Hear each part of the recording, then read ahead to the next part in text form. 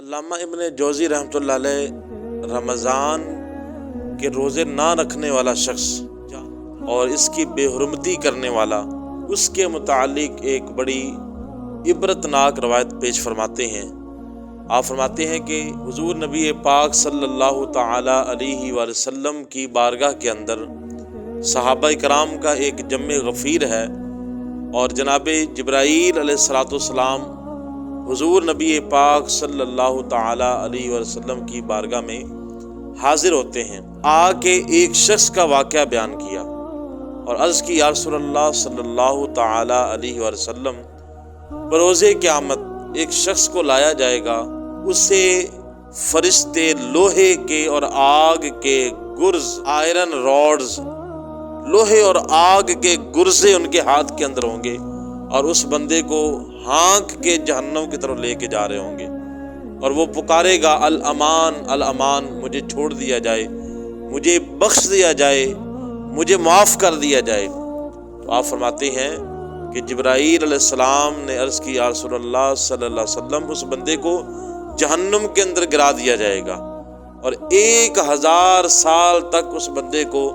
عذاب کے اندر مبتلا رکھا جائے گا۔ اللہ اکبر۔ اور 1000 سال کے بعد جب اسے دوبارہ رب قہار کی بارگاہ کے اندر پیش کیا جائے گا، تو پھر وہ یہی کہے گا کہ اے مولا کریم، مجھے بخش دے، میں نے بہت بڑا گناہ کیا ہے۔ حضرت جبرائیل علیہ السلام عرض کرتے ہیں، یا رسول اللہ، اللہ پھر حکم دے گا کہ اس بندے کو جہنم کے اندر اوندھے منہ گرا دیا جائے، منہ کے بل گرا دیا جائے۔ تو آپ فرماتے ہیں کہ پھر بھی اسے نہیں بخشا جائے گا، اور دوبارہ اللہ کے حکم کے مطابق اس بندے کو جہنم کے اندر ڈال دیا جائے گا۔ کہتے ہیں کہ جب قیامت کا منظر حضور نبی پاک صلی اللہ تعالی علیہ وآلہ وسلم کے سامنے بیان کیا، تو حضور نبی پاک صلی اللہ علیہ وسلم کی آنکھوں سے زاروں قطار آنسو بہنا شروع ہو گئے۔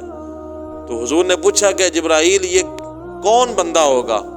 تو عرض کرتی ہیں، یا رسول اللہ صلی اللہ علیہ وسلم، یہ آپ کا ایک امتی ہوگا کہ جس کے ساتھ یہ معاملہ پیش آئے گا۔ تو آقا علیہ السلام نے پوچھا کہ اس کا جرم کیا ہوگا؟ تو عرض کی، یا رسول اللہ صلی اللہ تعالی علیہ وآلہ وسلم، اس کا جرم یہ ہوگا کہ اس کی زندگی کے اندر رمضان آیا اور اس نے رمضان کا ایک روزہ بھی نہ رکھا، بجائے اس کے کہ رمضان کو توبہ کے اندر اور عبادت کے اندر گزار دیتا، اللہ تعالیٰ کی بخشش طلب کرتے ہوئے گزار دیتا، اس نے یہ تو کام کیا ہی نہیں، بلکہ اس نے اس مہینے کو گناہوں کے اندر گزار دیا۔ اللہ تعالیٰ کی ذات اس بندے کو اس عذاب کے اندر مبتلا کر دے گا۔ یہ دیکھ لیں کہ آج لاکھوں لوگ ایسے ہیں کہ بغیر کسی وجہ کے روزے کو چھوڑ دیتے ہیں۔ پورا سال کسی کو بیماری یاد نہیں آتی، پورا سال کسی کا بلڈ پریشر لو نہیں ہوتا، پورا سال کسی کے ہاتھ پاؤں نہیں سوجتے، کسی کی شوگر لو نہیں ہوتی۔ جیسے ہی رمضان آتا ہے تو ہر بندے کی بیماریاں نکل کے باہر آ جاتی ہیں، ہر دوسرا تیسرا بندہ اپنے آپ کو بیمار ظاہر کر رہا ہوتا ہے، حالانکہ عام دنوں کے اندر وہ کہتا ہے کہ میں الحمدللہ اللہ کی ذات کا شکر ہے، میں تو بالکل فٹ فاٹ ہوں،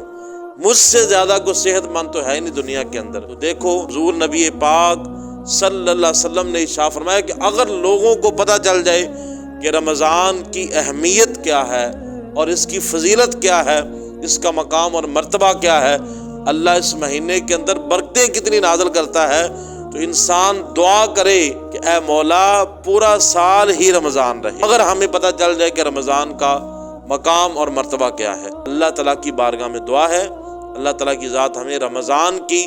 اہمیت کو سمجھنے کی اور اس کے مکمل روزے عبادات کو پورا کرتے ہوئے عبادت میں رمضان گزارنے کی توفیق عطا فرمائے۔